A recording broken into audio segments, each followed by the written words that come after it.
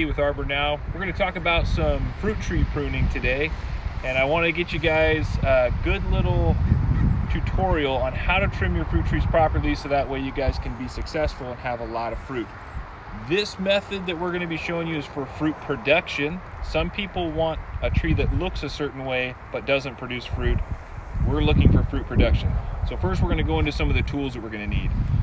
So these trees are on the third year of corrective pruning, and we're going to be using mainly 3 tools. These are all made by Fiskars. We're going to have some hand shears. You want bypass loppers. That means that the blade goes past the anvil point. If it is just a flat anvil and it cuts to it, that's not the kind of loppers you want or the kind of hand shears you want. The kind that bypass. These ones made by Fiskars have a gear operation that makes them really nice, and they last a long time. I'm a professional arborist and we've been doing this for 20 years. This type of tool will last us 4 or 5 years, where most other tools will only last 1 season, if that. They break really easy. These ones are going to last you a long time, and these are going to get you up to the higher points. With the gear driven operation, it's going to make it really easy for you, even if you're an older person or you have some physical problems where you're not able to lift or pull as much weight. This has 2 different ways of operating. It's going to work pretty well. One of the first things you need to know, and something that gets overlooked by a lot of other companies, is that every single tree can carry diseases, potential diseases that could cause problems with fruit and a lot of other things. We're going to treat all of our tools. This is just a bacterial wipe. You might get a Costco or something like that. I think that's where we get these. It's just going to kill 99% of all the bacteria and viruses, and it'll also kill the fungal spores. So we're just going to clean our tools really well. I've already cleaned these, so I'm just giving them a quick little wipe over just to give you a demonstration of what to do. But you want to clean all of the surfaces that are going to come in contact with a cut. And so those are clean. I wipe off the residual on my shirt sometimes just to clean it off. So here we're going to take a look. The very first year we came in, the reason why you don't see any hand saws is because none of this is going to get sawed out this year. This is all just going to be corrective trimming. So I want to get you guys in here close to take a look at something. These are fruit spurs. So these fattened areas where you can see kind of like a almost hexagonal point is where the stem of a piece of fruit was connected last year. And if you look on the ground, you can see there's a lot of apples from last year.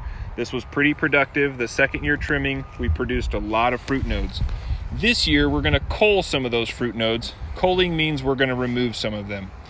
The low-hanging fruit that you hear a lot of trash talk about is actually the best fruit. It's the most easy to utilize. This is where you're going to be able to get the fruit, take it and use it the quickest, and the kids can reach it. If you have a home where you have children especially, you want as much low-hanging fruit as possible. That's just really the way. If a deer are an issue, then you may change your priorities, but when you have kids and you have people that are going to pick off the tree, you want it to be low. So I'm just going to talk about this corrective trimming. All we're doing is, the first year we came in, and these trees were like 40 feet tall and they weren't producing any fruit hardly at all. We took them down to almost nothing the first year.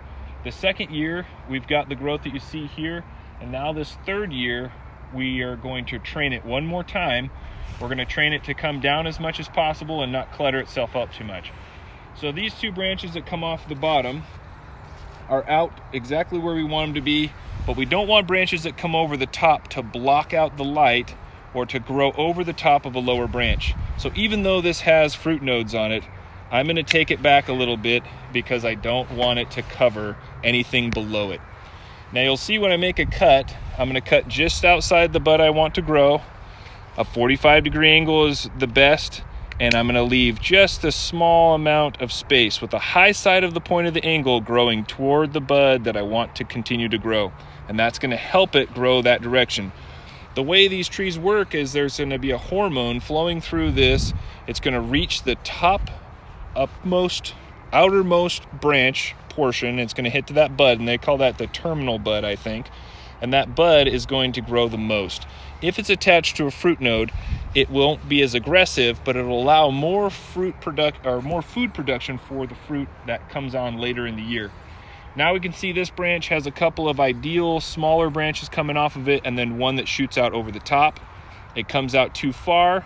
I don't want to cut it down all the way to the base because I don't want it to send out suckers that go straight up. It's already coming out at the angle I want, but I'm going to cut it off just after the lower bud to try and cause it to grow down again one more time next year. Now up here we have some other issues. Here's another branch growing up over the top, coming over something else. This one that drips over is a good one, and I want to keep it. We've already trimmed it a little bit. The portion that comes out here, this bud right here, I want to make sure it puts all its energy into growing out. So I'm going to trim just after this bud right here. Now this branch is going to cause it to grow out, and to keep it from arcing up, I'm going to also trim it back just a little bit further here. And I'm going to keep staggering things back as I go. This tree's a little bit congested, and that's what I'm going to do some of the corrective pruning today, is just going to be correcting some of the congestion. This one comes out too far. It's over the top of my lowest branches. It comes back. I know this is going to be a fruit node this next year. I'm going to take off one of the top branches and leave the other one that comes out. This guy's growing in and crossing. He comes back. If you leave a couple of nodes per branch that you trim, you're more likely to get a favorable outcome for fruit production. Fruit spurs like to come off of a certain area, and that's because of the flower production. This is going to be a fruit node. This is going to be a fruit node. Some people will come in and trim off all of the upper branches or anything that grows straight up. This one will produce a fruit node as well, but as long as I leave a little bit of space, and that's what I'm going to do. I have 2 nodes up. That's the minimum required. I'm going to leave 3 nodes. I want this to get bushy this next year, and I want it to produce a whole lot more fruit nodes, so that way I can cull them out the next year. Each year I'll be trimming less and less, and because the tree will have the developed canopy that it needs to survive, trees can only live if they have leaves. The leaves produce all the food. You hear people say, I'm going to fertilize the plant by throwing down some food. That's not actually food, that's just nutrition that it's going to use to make food. All the food production is going to be in the leaves, and I want a lot of leaves this next year. I want my fruit to be really big because I'm going to be culling some of the fruit nodes, and that is going to in turn produce less fruit branches. Another really cool tool that I forgot to tell you guys about is a tarp. You'll see right over here we have a tarp with a lot of the branches already laid out on it. I drag a tarp around with me the whole time I'm trimming, and this is another cool little technique I'm going to show you real quick. It's a cool way to pick up the branches. So I'm going to get down low like this. I'm 6'4", so I'm a little tall. When I lean over and bend over constantly, it's going to hurt my back.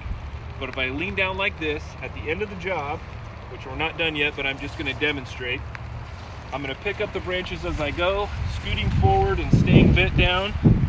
And each one that I pick up, once I get a full handful, I'll tuck them in here, and I'll be able to continue moving around and gathering branches as I go.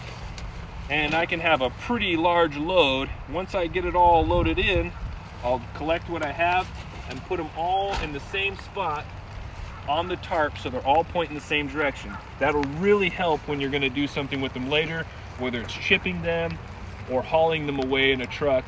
Either way you go, that's one of the best ways to put them in, because they're a lot easier to get out. So that's all we have for today. Tune in next time and we'll show you guys some more stuff about fruit trees.